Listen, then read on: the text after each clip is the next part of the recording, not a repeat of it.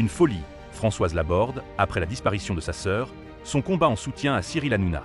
Avec la fin imminente de C8 et de TPMP, de nombreuses personnalités se mobilisent. Françoise Laborde a volé au soutien de Cyril Hanouna. C'est une décision qui a fait couler beaucoup d'encre au moment de son officialisation et qu'on avait peu à peu oublié. La fin de C8 et de TPMP se rapproche désormais à grands pas et le sujet est en train de revenir sur le devant de l'actualité. Françoise Laborde et d'autres personnalités ont ainsi pris fait et cause contre cette sanction jugée injuste. Cyril Hanouna et C8 n'ont plus que quelques semaines avant de devoir mettre la clé sous la porte. La décision prise par l'Arcom sera en effet effective à compter du 1 mars prochain. L'animateur tente donc de mobiliser un maximum l'attention de l'opinion publique afin de tenter de renverser la vapeur à seulement 2 semaines de sa mise en application. Le message de Françoise Laborde est une figure bien connue des téléspectateurs. Ce que l'on sait moins de l'ancienne journaliste, c'est qu'elle est également passée par le CSA durant plusieurs années. Elle est donc très au fait de toutes ces instances qui régissent le monde de l'audiovisuel en France. Après la terrible perte de sa sœur, l'ancienne présentatrice du journal télévisé a décidé de mener un nouveau combat. Elle se bat en effet contre la décision de l'Arcom de fermer C8 et Énergie 12.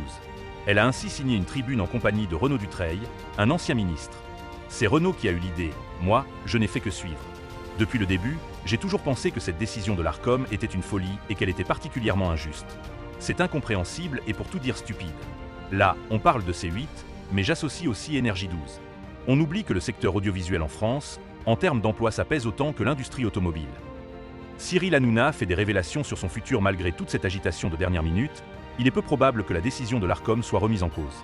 Cyril Hanouna, de son côté, est déjà en train de prospecter pour savoir quelle suite il compte donner à sa carrière. Il a ainsi expliqué aux téléspectateurs de Touche pas à mon poste avoir déjà eu des touches avec d'autres grands groupes médias prêts à l'accueillir. Il a annoncé qu'il donnerait sa réponse à son retour des États-Unis, où il doit participer à un dîner avec Elon Musk et Donald Trump. Je sais vers quoi j'ai envie d'aller pour la suite. Pour l'instant, rien n'est fait. On ne sait pas et on ne sait pas où on va aller. Mais c'est vrai qu'on discute avec le groupe M6 avec qui je m'entends bien depuis des années.